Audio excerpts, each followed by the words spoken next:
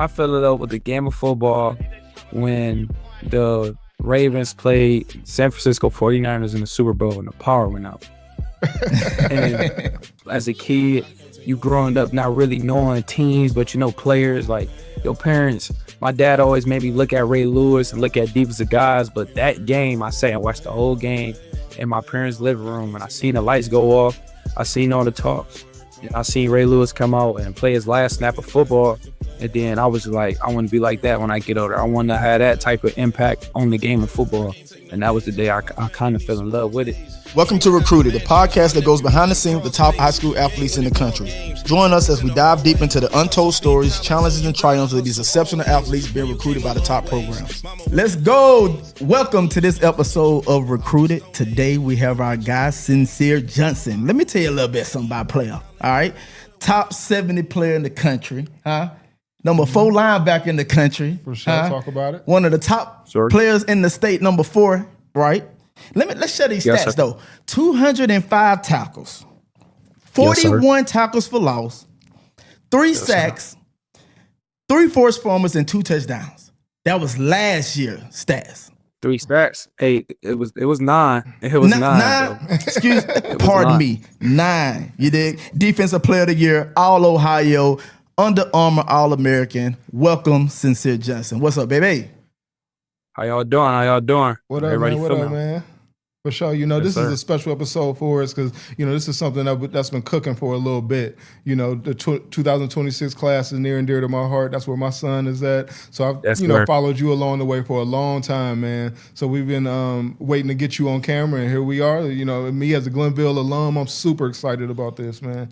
You know, so it's been a long time overdue. It's been in the works. You know, me working with Cam, just repeatedly at camps, at staying in touch with each other. This has been something that's been shaking, and hey, I'm excited. Absolutely, man. Let's get into it. Let's go. We're excited to have you. So first, we want to get into a little bit of that childhood, man, and kind of take us a little bit back. Do you remember the first moment when you fell in love with the game of football? Yes, sir. All right, talk us to it. I fell in love with the game of football when the Ravens played San Francisco 49ers in the Super Bowl and the power went out. And I seen like it was just like a rush. You know, as a kid, you growing up not really knowing teams, but you know players like your parents. My dad always made me look at Ray Lewis and look at defensive guys, but that game, I sat and watched the whole game in my parents' living room, and I seen the lights go off. I seen all the talks. I seen Ray Lewis come out and play his last snap of football. And then I was like, I want to be like that when I get older. I want to have that type of impact on the game of football. And that was the day I kind of fell in love with it. And it was just so ironic is because on the other end was my coach, Ted Ginn Jr. Wow. Yeah. So it was just like that whole kind of thing was just so like, you know, it came full circle for me just knowing to play with him as my coach. And then growing up looking at that game and fall in love with that. That's when I knew like this is the sport for me, and that's the person I want to be. Wow. So watching Ray Lewis, right? Did that have any type of influence on you deciding to play the position you play today? Of course. When I grew up, I thought I was a running back. I didn't even gonna lie. I thought I was a quarterback, running back. Even just put the ball in my hands. I thought I had to do it all, but. You know, being a real big fan for Ray Lewis, it taught me that do your one and left, do your job and lead your team to victory. And the linebacker position, that's that. You know, the linebacker embodies being a leader. It embodies doing your job. It embodies running the defense, and I just took after that naturally. So once I learned that's who I am and that's what I love, I was like, yeah, linebacker position with me. And who do not like hitting people? Yeah, so, you did. Man, coming out leading the Glenville Tar Blooders, man, you got 205 tackles, 9 sacks, first team All-State, like we mentioned in the intro. So I'm pretty sure you can do that Ray Lewis dance when you're coming out, right? Hey, I can do it. But you know, I'm not on that level yet, though. I'm not. You feel? I'm not. Hey, I just got to pay my respect. I'm not on that level yet. I'm still trying to get there. Okay, so like, you know, Little League football in Cleveland, man, is huge. You know what I mean? That's a huge thing in Cleveland. So who'd you like grow up playing for? You know what I'm saying? Who'd you come up under? I grew up playing for the my first ever team was the Maple Heights Saints, Okay. and then I played for Glen Elite for the rest of my youth. Okay. Yeah, so I was always up underneath the Glenville, Coach Travis, Ted Ginn Sr. I was always up underneath that. Now, were you under Arvell in them? Arvell Nelson. Okay, because so one of the Glenville teams came down here to Cincinnati and played us. And our Northern Kentucky Bengals came away with the victory that day. You know what I'm saying? So I got a little nugget over on you, man. Our Northern Kentucky Bengals, end up beating them. Glenn Elite. That boy never lost to a Cincinnati team ever. Man, you crazy, man. I can bring it up. Hey, he just tried to trump you with the youth ball, baby. That's funny, man. And so many schools, not too many schools move the needle when you talk about them. You play for Glenville High School, man. So what's that like being a tar blooder, and how do you carry on that tradition of the many greats that's came through that program? It's a legacy. When you put on that Glenville or the tar blooder jersey and you represent that G, it's deeper than just you. It's deeper than football, and it's different. It's deeper than the gridiron. That we always say our G stands for God's glory. It's guys that paved the way before me. Before anybody have stepped on that field, it's guys that been there and done that. So playing for Glenville, number one, it's a blessing because a lot of people ain't built to play Glenville football. And number two, it's hard work. Now we say sweat blood. Like you really got to sweat blood. Like I came in from practice today and like you bleed in that, like bleeding coming from practice. Like that's the culture there. And that's, just hard work, determination, hard coaching. Like you won't want to nowhere else because it sets you up for the next level. And then it's a great place. It's a brotherhood. Wow. They love you outside of football. They coach you hard, and after they coach you hard, they care for you to make sure you become great off the field. To where it's too many stories of young black guys just doing the wrong thing, and Glenville prepares you to do the right thing. So it's definitely it's a blessing to play underneath Ted Ginn Sr. and play for that program. I'll be honest with you, I wouldn't want to go to another high school.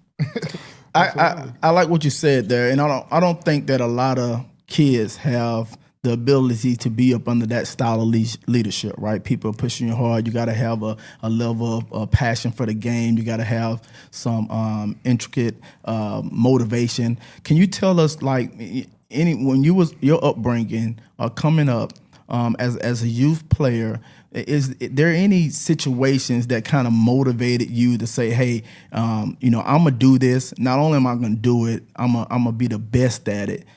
Because I want it that bad. So like, what is your why? And then just kind of share with us if there are any, moments in your early childhood that kind of put that battery in your back. For your first question, I was always overlooked when I was younger. When I was younger, I never made a Cleveland All-American. I was always overlooked, never won a championship. So that was kind of a motor in my back to where I want to do this because I love the underdog story. Like just a coach telling me that, oh, in a few years, you're not going to be nothing. Or like, oh, you big now, but you just big and sorry. Like stuff like that was some things that I went through when I was younger. And, I always had my dad on my side. So he always pushed me to my fullest potential. But, at a young age and a coach is playing you. Like, you're getting overlooked. That you're really the best in your team, but they're not really, just using your talents, or you feel like you're not pushing yourself to the best of the best. So that's kind of when I realized when I was younger, like, you got to want it. And that's when I turned that switch on. And, my why is just my parents. My father, he went to prison for a few years. And my mom, I see my mom get up and work doubles every day. I see just having people in front of me that's showing me things that's like, do it for them. Like it's deeper than just yourself. Like it's people that rely on you, that need you. And you can provide for them with the game you love. And then even with myself, I was, what's the word I'm looking for? The doctors basically, I have a right bundle blockage in my heart, basically. So one side of my heart beats or pumps blood faster than the other. And, the doctors just told me, a few years, you're not going to be playing football. And look at me now. So things like that are kind of just things that always kept me to keep going, always kept me to keep pushing. Because just when I look at myself in the mirror, I just tell myself, your younger self not satisfied. Right. Like he's not satisfied. You never won nothing when you was younger, so win everything. Everything.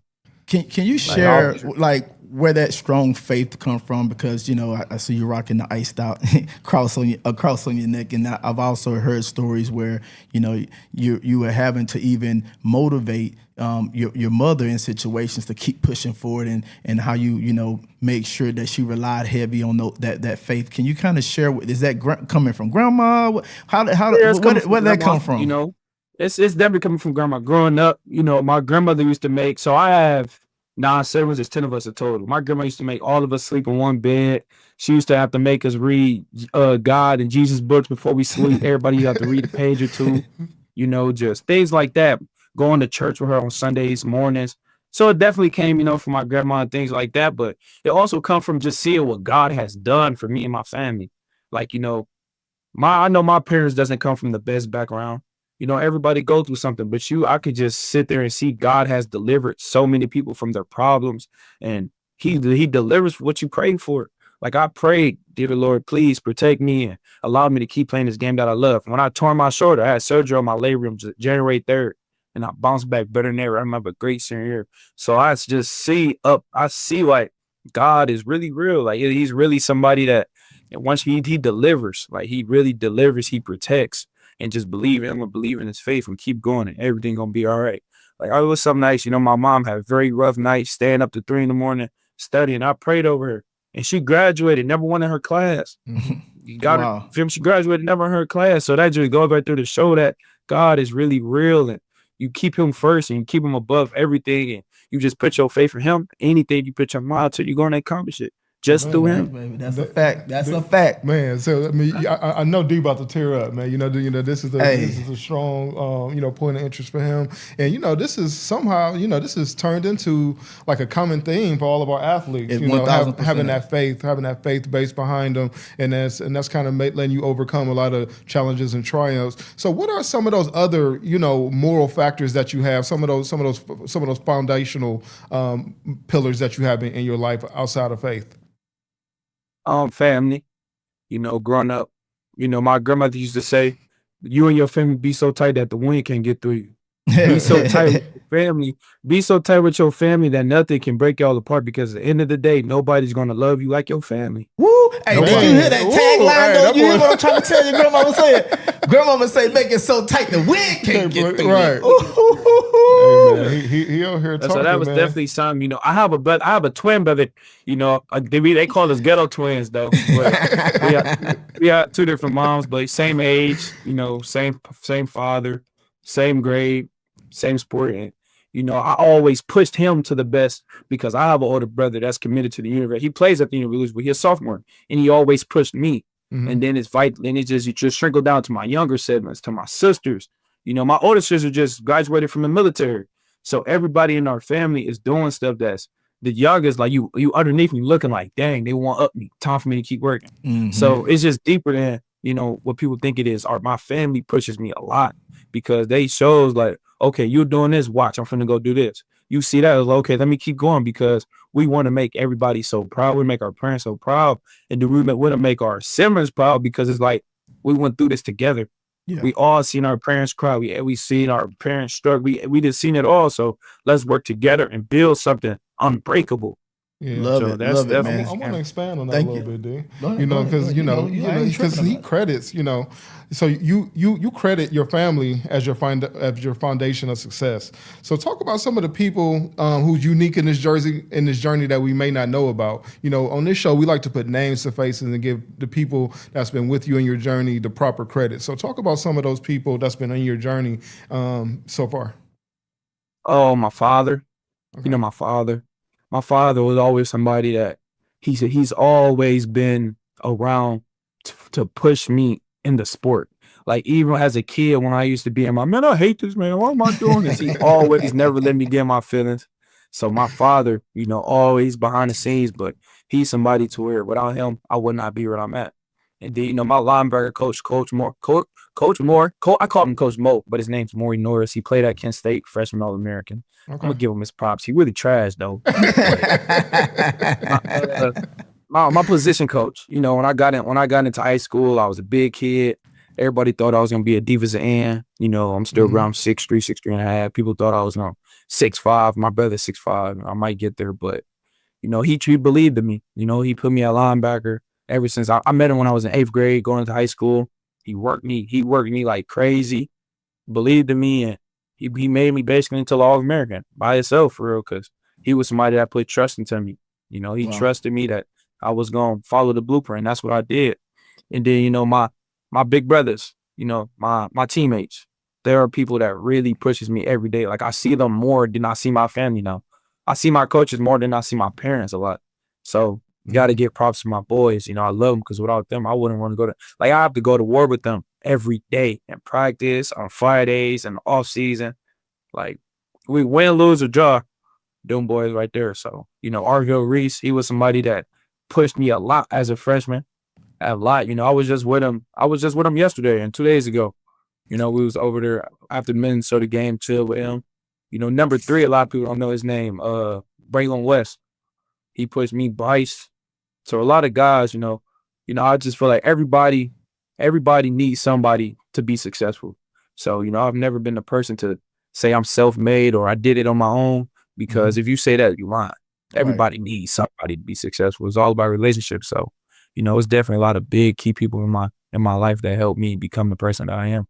That's what's up. That's what's up. So one thing that we didn't mention in the opening is that he's an Ohio State commit. For sure. All right. Yes. You know what I'm saying? Yeah. So let's talk a little bit about recruitment. Okay. All right. Absolutely.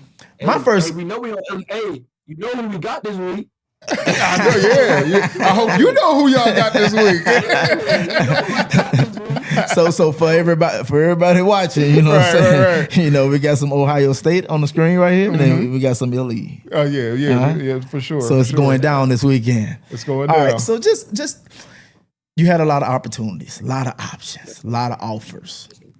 What was Ohio State able to do to kind of distinct them from the rest of those P5 offers that you had on the table?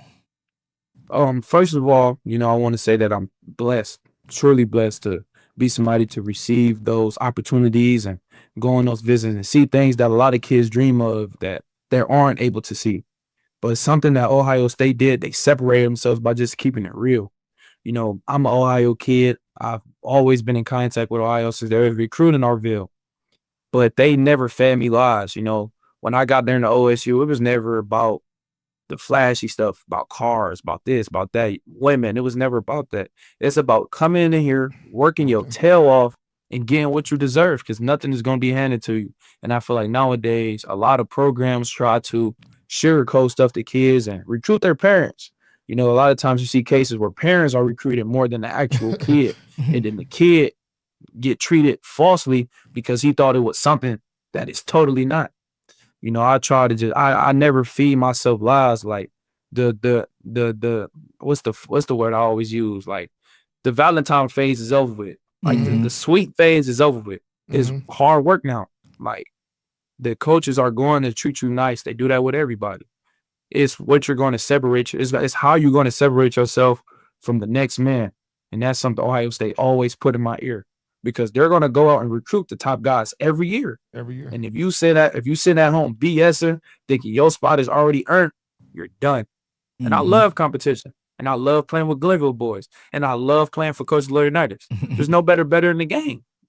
There's nobody. And then when you look at OSU, every single last coach played there. They sweated there. They bled there. That's real. That's a real brotherhood and a real pipe, man. So it is different going from Glenville to OSU. That's different. That's super different. So that was a big thing. What you got? I know you got something. Oh yeah, I got all kinds of stuff for him. You know, so let's keep talking recruiting. So, you know, you got over 40 offers from all the biggest, you know, schools across the country. One, do you remember what your first offer was? And two, you know, what does it mean for you to be recruited at this level? My first offer was actually Kentucky. So they offered me as a freshman. Vince. It was one of those potential type things. I already know that. It was Kentucky. I remember that after my freshman year, I was 14. Yeah, my freshman year, I was 14. They came in, seen some of my freshman JV, because my freshman year, I played all 3 phases. So they seen some of my family offer me off of potential. And can you restate your second question? Oh, my second question was just, having over 40 offers, what's it for you to be recruited at this level? It's amazing, being able to take my family and travel and, just see different things and that a lot of people aren't able to see. Yeah. Like, my best feeling in the world was able to take my mother back to her hometown and let her see her. Now, obviously, my family is from Opelika, Alabama. Obviously, Okay. I didn't commit to University of Alabama. Yeah, it is. But my mother, that's where my mother was born and raised. And she grew up she grew up on that side. We're gonna let her stay on that side. But, she would never, she always wanted to experience something like that. And I was able to take her out her shell. I was able to get my dad on the airplane, take him down there. My mama has never seen Ohio State, was able to take her down there. So things like that really excited me. And it's just like, I'm able to take my family across the country just playing the game that I love. So, it's amazing. It's a blessing to be able to experience stuff that a lot of people haven't. And, I'm just, again, I say I'm just blessed. I just could try to inspire the youth to just say, bro, you can do this. Like, you can really do this. I knew it was something I liked about you. The boy from Alabama, the people from Alabama, baby. I'm from Mobile, Alabama. I knew it was something in you, man. I knew it was a different dog. I knew it was a different style of dog in you, man. My mom is from Opelika, and then my dad's mom is from Montgomery. Yeah. That's close. So Opelika, that's close to Mobile. So let me ask you this. So having 40 offers, that means you have to tell 39 people no, right? You have to make those phone calls. Can you tell me, how did you go about you letting the coaches know that really, spent some time and invested in recruiting you? What was your process of kind of letting them know that you was going to go in a different direction? I'm always just kept it respectful, kept it professional. I never sent out a text message. I never chat GPT something. I always kept it from the heart. I always called the head coach and then the position coach. And, I just always told them, like, first and foremost, thank you.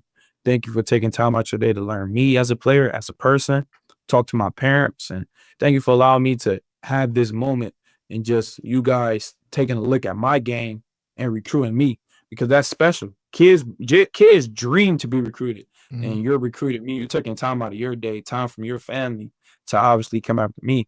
So, I always just kept it respectful. Said I'm appreciative for everything, but respectfully, I just feel like, the best interest for me and my family is to just go a different path. This is a great school, great university, but I probably won't fit here. Like, this is a great school for anybody, but it's probably just not the best fit for me. So I always kept it respectful, always kept it professional. So that was just something that how I kind of schools that may be the best option for me. So leading up to that day, that commitment day that you did on, I think you did it live, right? With on three, yeah. Yeah. So did all schools at that moment in time, was still kind of rubbing their hand, not knowing, seeing what was going to be, or did you pre-communicate to the ones that, how did you go about that process? It was both. Before I made that commitment, I went on my OSU OV. And I sat and I talked to my head coach, obviously, who got 40 plus years of this, Ted Ginn Sr. I talked to my parents. I had a conversation with myself, and I prayed about it. And, the deciding factor, I'm gonna be honest with you, a lot of people don't know. I grew up like a fan. I was never a fan of teams. I was a fan of players. I grew up a Dan Connor fan. Okay. And if people know, Dan Connor is the position coach at Penn State, and he played there. So when Dan Connor was around, Laurinaitis was around. And then for Clemson, it was Ben Belair or something like that. So Clemson came in on the scene late. And when I was leaving my visit from Alabama, somebody stopped me in the airport and said, "Go Bucks." It was just like, wow. It was like, Dad sat there and made me realize, like, is this a sign from what I prayed on? What I prayed about, because, God is never wrong. He never fails. So just leaving a great visit, and on my way back, I'm like, oh man, Bama this. Somebody just walked up to me and say, "Go Bucks." Change the whole mood. No, that's right. It was like, dang. It was like, Greg sent them people over there, man. He knew that. Why you do that, the man? Buckeye fans be everywhere. That was man. Greg family, man. No, but I want to Hey, spend. but that's just it's really buck odds everywhere, like everywhere, and it's just something that I had to realize, like, people we take it for granted being a Glenville kid because of the pipeline people always talk about, but outside looking in, I had to remove myself and really take a look. Like, there's no better place than Columbus. Like, where else would you want to be? Play for the #1 DC in college football right now. Look at the stats. Illinois be on that. Like, look at it. Uh-oh. Hey, he talking. I'm just saying, really, like, really, I had to really sit back and look, like, when the transfer portal opened up, we was bottom of the bottom for transfers. Like, that's a real team. You had the football team hosting baptism on the university ground. 1,000%. Like, that's not happening everywhere you look. So when I seen that, and then I also had a realization, like, people are in college football for the wrong things nowadays. It was like, yeah, OSU, that's the place for me. Absolutely. And then, you still have a university that hit you up. They still try to hit me up, but I'm home. Ain't no flipping. And no flipping, no gymnastics. Right. 100%. I don't know how to do about you. It is. One of the things that you spoke about that I don't think people realize on this journey, with all the people that you have to tell no, you become enamored with these coaches' families, with the coaching staffs. It's some difficult conversations that you got to have. So kind of get some insight on that, and especially with what we've been talking about that you've said a couple times, with Glenville being a pipeline, to Ohio State. Did other schools legitimately have a chance? What did they have to do to really get you on campus?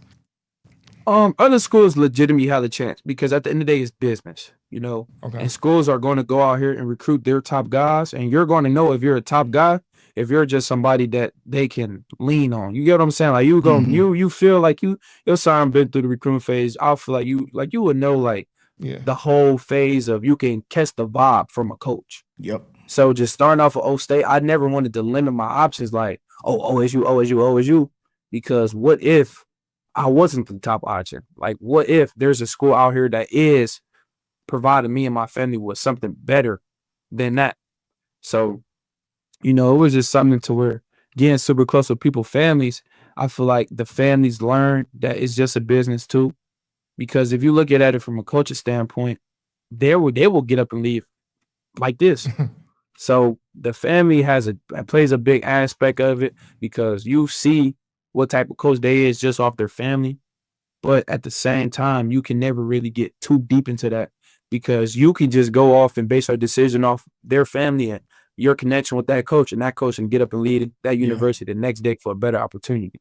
So that was something I also had to take into account, like how long is the coaches going to be here, and are they going to be here for me, or are they going to jump on the first boat or first train or first flight to somewhere better because it's a better opportunity for them. So that was something I took into consideration too, because it's too many stories with guys having 5 different head coaches in 4 years.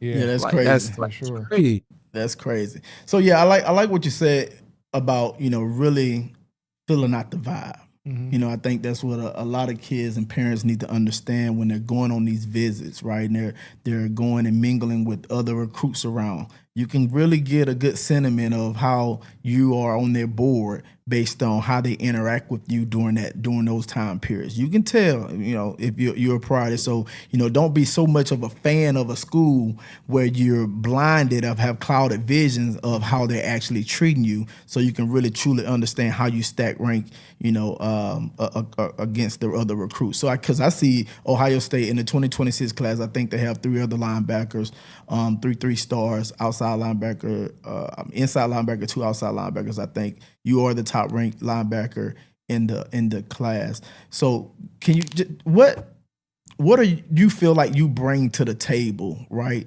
When you think about that 20 against the other linebackers, when you think about that 2026 class, what different thing that you bring to the table? First and foremost, I want to say those are great guys. I was with every single last one of them this weekend against the Minnesota game. And, they deserve to play at the Ohio State University because they work for it. They bust their tail. Like, I'm very close with a lot of the linebackers in my room. But I just say what separates myself is my athleticism, my IQ for the game, my versatility to be able to walk up, down on the line, get back in coverage, stop the run, go to hawk somebody down on the edge, make an open field tackle, go rush the passer, get a sack. So that's why I say what kind of separates myself. And on top of it, I'm a bigger guy. I stand around 6'3.5", 6'4", big, 220, 225 pounds. And I have the ability to do those things and be stout in the middle. And so I would say that's kind of what separates myself. I'm just not a one-sided linebacker. I'm just not in the middle. Somebody ain't can't run. Yeah. Close his speed, dropping up coverage, and he come down quick. So I would say that's kind of, my brand of football. And I always pride myself off knowing the game, watching film, knowing what they're doing, and going to make a play. Perfect, for sure. And what I like about your game, man. So as I watch you, as I've been watching you through the years, really, like you said, you're a big guy. You know what I mean? You're about 6'3", about 235. You're a traditional, back in the day, downhill thumper. You know what I'm saying? You are a linebacker that brings it. You know what I mean? So especially in the era where guys are trying to get the more hybrid linebacker that can run around the field and things like that. Talk about, how your skill set is perfect for you and how you think that's going to fit for the next level. I say it's perfect for me because, this is something I've been doing for a very long time. And, I've trained myself a lot to be able to carry myself and be athletic. You know what I mean? Just having that quick first step, having that burst, having that foot speed off the line because, you have to be a big guy in them trenches. And it ain't nothing to play with down there. That's real deal.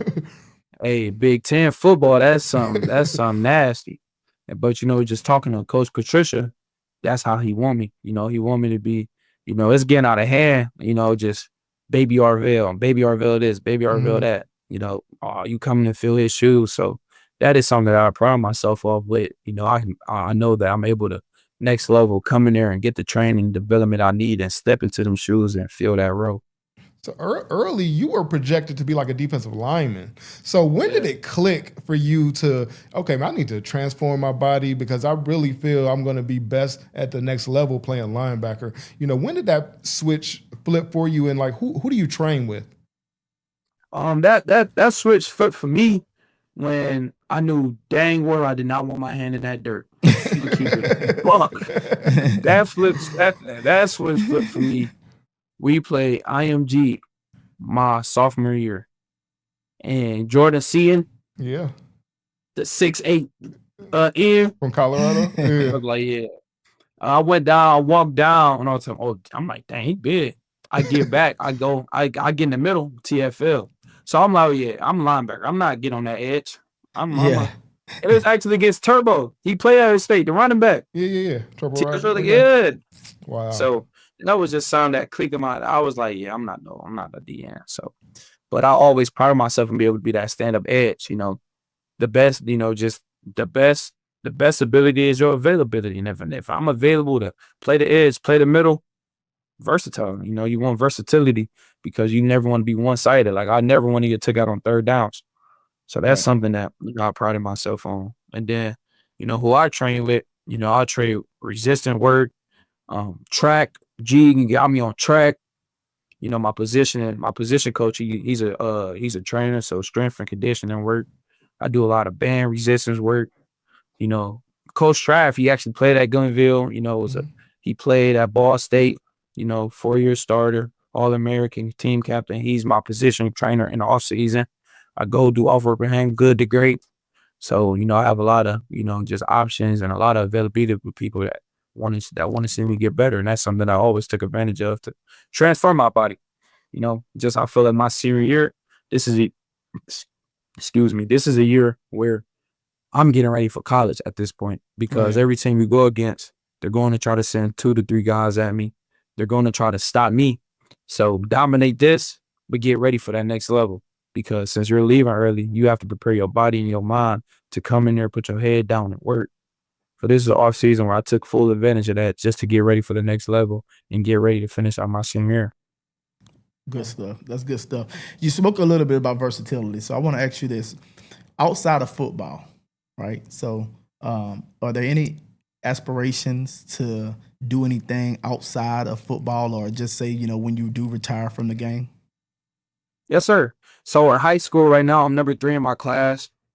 I was doing enrolled in college classes. So I was working towards a degree now in high school, but since I'm leaving early for college, I wasn't gonna finish it. Well, I'm not gonna finish it, but I would have those credits while I'm in college and just transfer over. But Well, I'm somebody that's I want to be a business owner. Like I want to have my own company, my own business. And actually, I was thinking about I was owning group homes. Nowadays in this field of work, I just think looking out on the streets and looking at just the Black communities or communities, period. There's too many people that's just like that need, and I want to be somebody to give back to the youth. Give back to the people that need, because at the end of the day, everybody needs somebody. And if I feel like if I'm somebody that's capable of doing it, why not? So just, opening up group homes, opening up, foster homes, and, giving it back to the less fortunate, owning different business. Like I want to major in business management. So I want to just have different things that I'm able to do.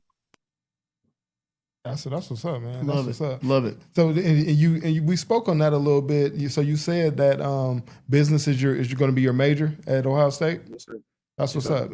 And then so we know there's a business side to college football now. So now that you're going to be compensated as a player, getting NIL and things like that, are you going to put those things or some of those business ventures into effect while you're still a student athlete? Yes, sir. Actually, I started now opening me up a nonprofit, a LLC, things like that. So I'm already started to get my eyes on that, Roth IRA, things to Okay. set myself up for the future. So I've definitely taken that into consideration, because paying taxes, those are a lot of things young guys forget that you have to do. So, just with that stuff and, the compensation that I am making, just being able to put it up and use it for the greater good and not just blow it because I'm young. Right.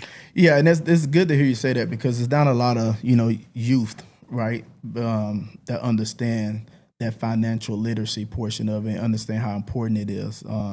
They don't teach it so much at school, right? About financial education. Who on your team do you have that's kind of helping you navigate that, and also help educate you on that financial literacy?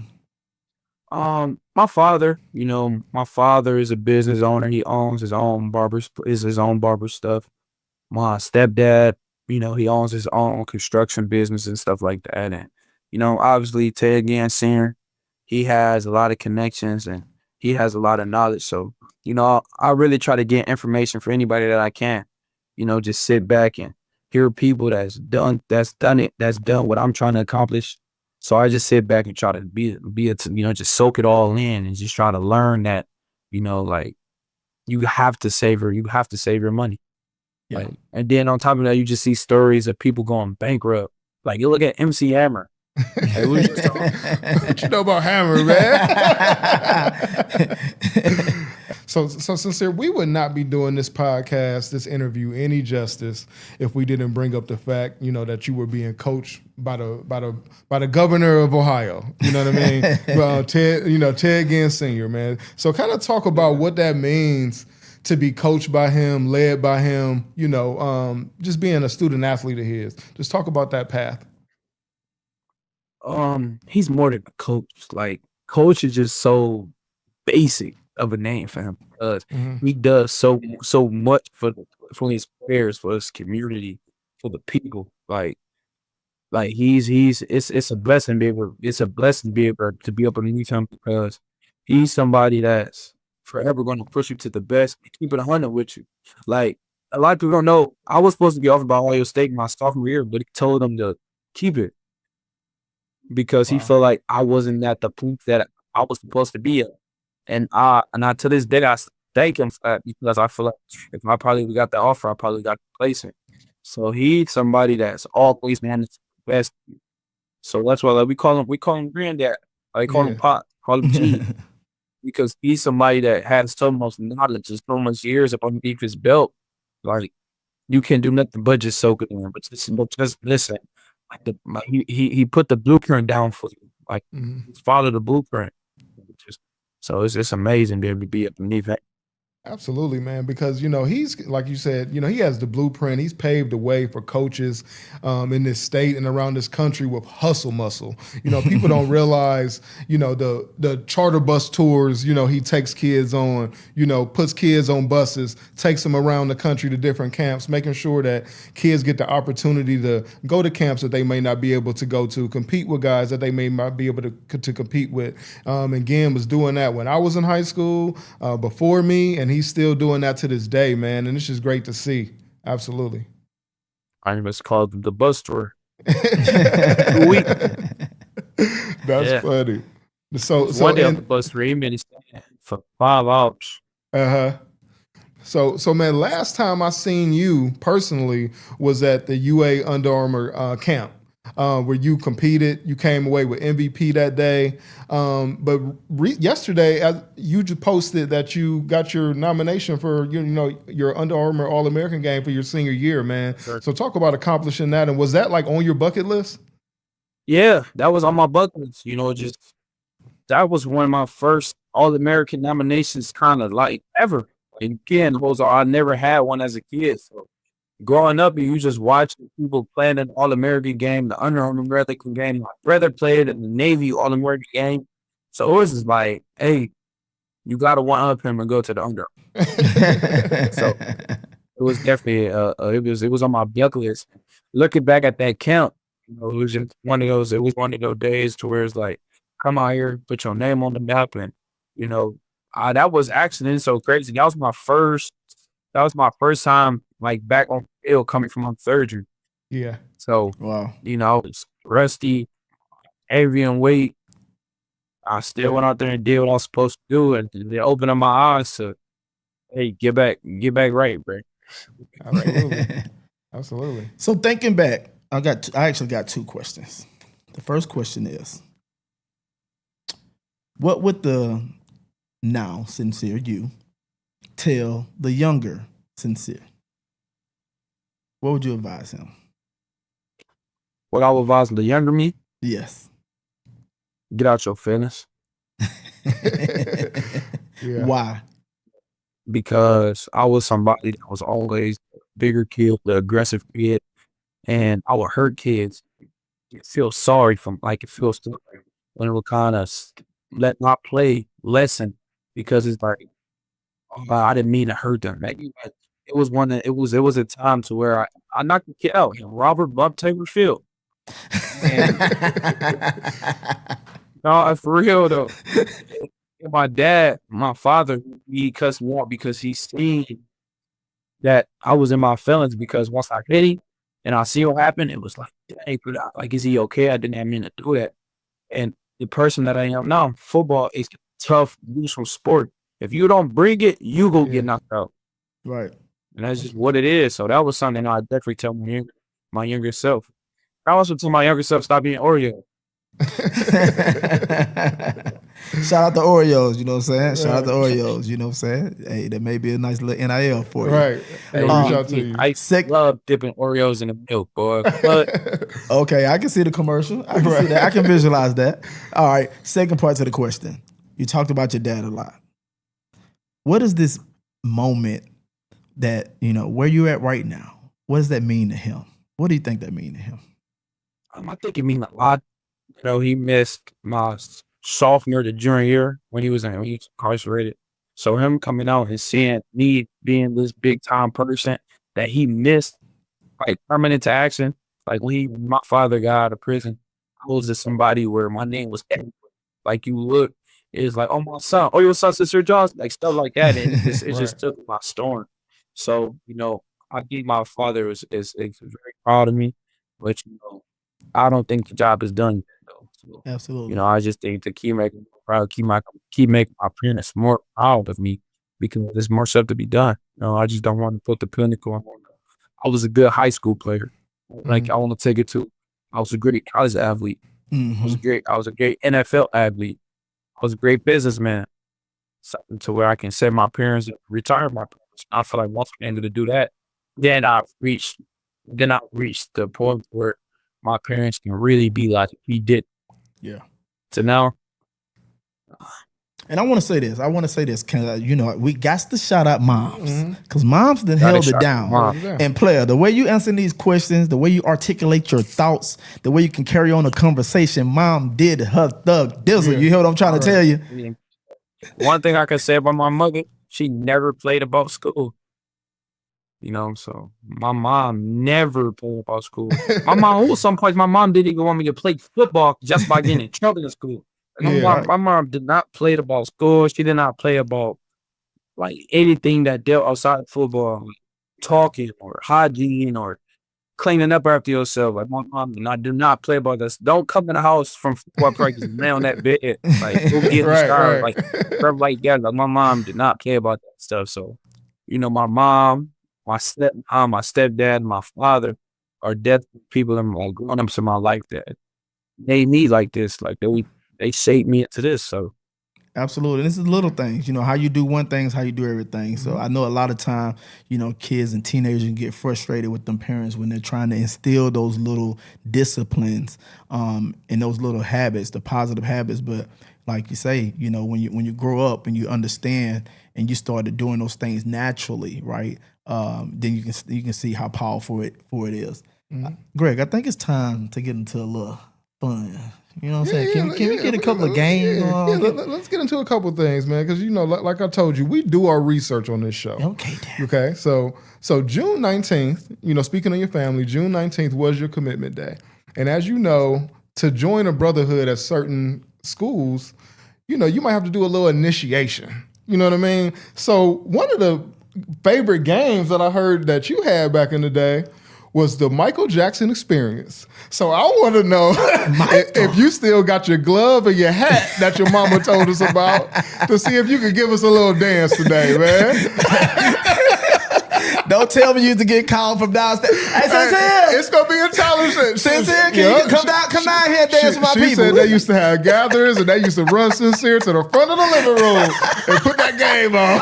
Hey, come on, cuz. Let me see your moonwalk. I love Michael Jackson on the PS3 and the Wii. Oh, man. All stars on every song. I lost that glove, man. I give it to my little brother. I tried to pass on the legacy with the glove and the hat, and he lost it. So you lost the glove, but you still got the hat?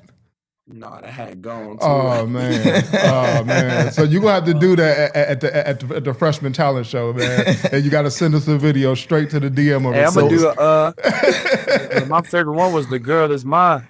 Okay. So what I'm hearing is if football didn't work out for you. Mine. He who is it? Yeah. So what I'm hearing is if football don't work out for you, you'll be in entertainment. Okay. So do we got anything for the cap? Yeah, for sure. Cap or fact? So I got some cap or fact for you, man. We're gonna play a little game and we're gonna call it cap or fact. Cap or fact. Okay. So I'm gonna say a statement and you go tell us cap or it's fact. All right. So obviously, so you're gonna ingrain yourself into a great rivalry with Ohio State and Michigan, or the team up north, I should say. So cap or fact, the team up north will win the game again this year. Cap. There we go. Big cap. Okay. Big Coach cap. Ginn. Super cap. Cap or fact, Coach Ginn is the coach, is the GOAT of Ohio. Super fact. You better put that in the historic book. There we go. Okay, here we go. Get a little controversy. So, cap or fact, Cincinnati Taft will beat Glenville in the state championship this year. Oh man, we got some Taft senators down here talking, man. Hey, so they ready for y'all. Hey, I don't do no talking. I play ball. I've always been balling. But you not no. I know that's right. They gotta see that Valley team first. Okay. Gotcha. Okay. So cap or fact, I got two more for you. Cap or fact. Glenville High School is the pipeline to Ohio State. That's a fact. That's a fact. Okay. And my last one. Wales High School had 5 players on one team in 1 year. Yeah, multiple times. You're right. Hey, I ain't arguing with you. So, cap or fact, you'll win your 3rd state championship this year. Fact. Dang. That's what's up. Facts. That's Facts. what's up. I like that. Yeah. I like that. Okay. Absolutely. Wow. And I did Probably want my to. senior with a ring. I'm a bust. So I did want to ask you about that a little bit. So I know when you were younger, you won a state championship, and then you won another state championship as being, one of the better players on the team. So just talk about that, like that progress as a young pup to now a leader, and now ultimately at your chance to three-peat as a state champion. You see what it takes. Like as a freshman, when I won it, I was able to get my nose and my feet wet. But you just see, like, this is what it takes to be a state champion from you and your team. And the second year I won it, I was a starter. And it was like, okay, we did it. I did it. Doing it again is going to be hard because doing something repeatedly, it's hard. You got to have buy-in. You going against teams that you beat. They want their revenge. You can't get complacent like, oh, we won it already, about to win it again.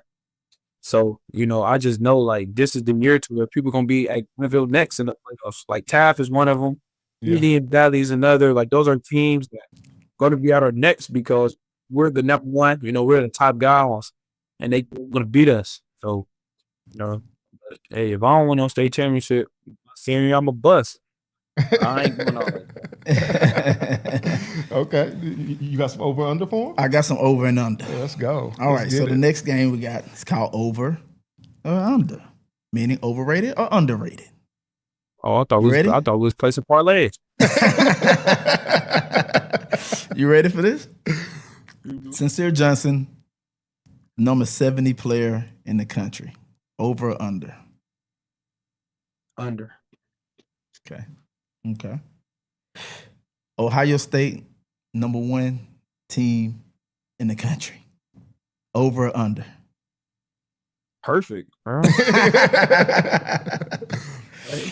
supposed to say it overrated.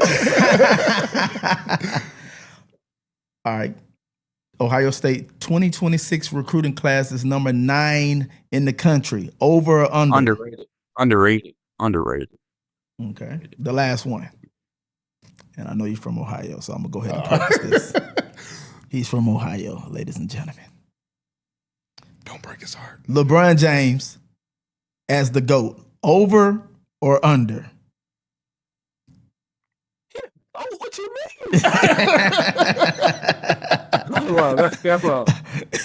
Better than I told him he shouldn't even ask this question. Let's talk about who better.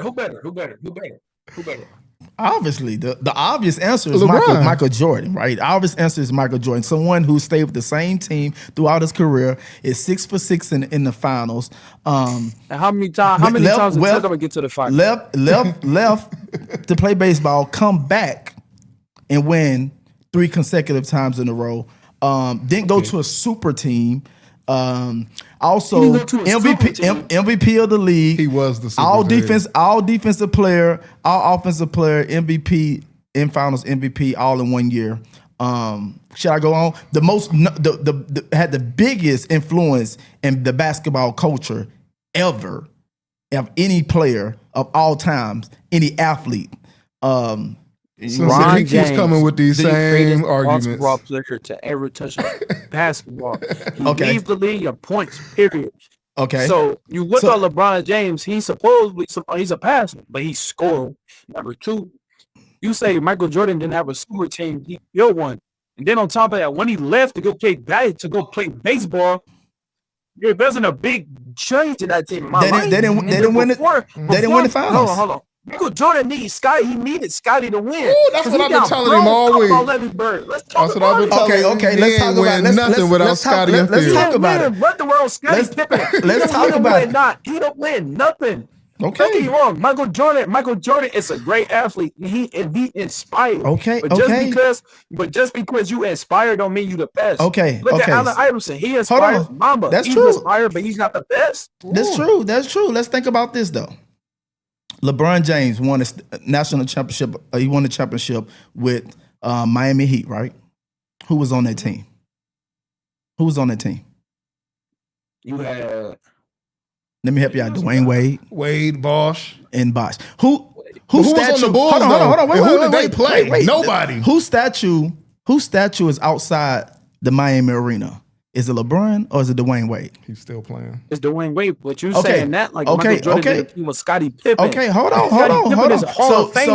So LeBron wasn't even the top player in Miami when he won those rings. We all would agree on that. How you gonna This man talking crazy. So would you say that LeBron would win those championships with Miami without Wade? Without Wade. What you say? Nobody wins alone. Follow me. The next championship LeBron has. Let's talk about is during the COVID. Don't contradict yourself, because if you gonna say that, is Michael Jordan gonna win those championships without Scottie Pippen? Yes. Anybody could have been Scottie. Jordan would have made anybody Scottie. I mean, it's Scottie. Come on, guys. We're talking about because before Scottie Pippen was. Sincere, you don't hurt his feelings, man. No, it wasn't even competition. 4-0 against Celtics. 4-0 against Celtics. He couldn't win. Would you agree that out of the GOAT conversation between Kobe Bryant, Michael Jordan, and LeBron Michael James. Jordan took. Hold on, LeBron had the most. Got swept the most out of all three considerable GOATs. Is that true? Better competition. LeBron, he got swept more than any GOAT that's in the conversation. Is that true or false? False. Okay. All right. That's true, actually. And so the next one, Steph Curry. All right. He's someone that's playing in LeBron's era. He's someone that's playing in LeBron's era. Look though. Who are you giving the ball to? The game on the line, you giving the ball to LeBron or Curry? LeBron James is the greatest basketball player ever. Down by two. LeBron, Steph Curry. You just an old head. You the coach. Who you giving the game? Who you giving the ball to? He can't help himself. Sincerely. Who you giving the ball to? He can't help himself, man. What's the situation? Down by 2. 3 seconds on the clock. Down by 2. 3 seconds on the clock. I'm giving the ball. What's the options? LeBron or Steph Curry. I rest my case, ladies and gentlemen. Oh, Lord. I rest my case. The fact that you even had to think about that, the fact that you even had to go to your clipboard, get down on the knee and get in front of the team to even think about that, rest my case. Because guess what? When Michael Jordan's on the team, ain't no clipboard. It ain't no hulling up. It ain't none of that. And he ain't played nobody. It's all relative to who you play, and he ain't played nobody. If you put me in a position with Michael Jordan or Steph Curry, that's the same type of... Steph Curry is the best three-point shooter ever. You can't take that away from him. If y'all down by 2 and y'all trying to win, you're going to give somebody like that the ball. He's the best three-point shooter ever. So you put him in the conversation with Michael Jordan. He's a way better shooter than Michael Jordan. So I'm going to get him the ball over Michael Jordan. Let's talk about what are we talking about. So you're going to get a better three-point percentage than Michael Jordan. So you're going to get a ball. Get that out of the ball, the free throw. Hold on. So what you said, you're going to get a ball to LeBron James over Michael Jordan in that situation? Yes. Based off what statistics? Huh? Because have you ever looked at the game-winning decisioning percentages between Michael Jordan and LeBron? Have you ever even looked at that stat? Because a lot of you guys talk about points. Yeah, look it up. Because a lot of you guys talk about points, right? And just putting up points, but it's about points that matter. You're a smart guy. You're a smart guy. So say you have 5 tackles. You have 5 tackles on the game, 10 tackles, 20 tackles, but then you miss the tackle on the goal line to win the state championship. Which tackle is the most important? Huh? Okay, I see you smiling. You feel me? Sometimes you just got to educate these young fellas. It's all good.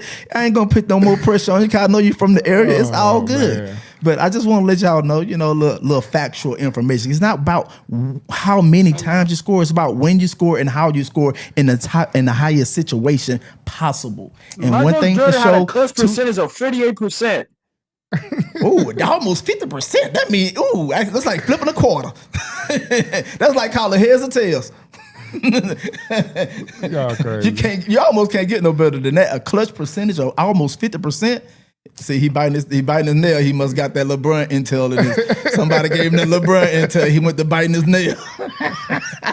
Man, just ask Siri. Y'all know you got AI on the phone. All the NIL. See how you looking. Make sure you get a close up on this bitch. Because he probably got a higher pass percentage. I love LeBron, but he's just not better than Jordan. Also, last thing about that. How many pair of LeBron shoes do you have in your closet right now? Shoot, I used to own like 5 though. That whole time. How many do you have? How many do you have in your closet right now?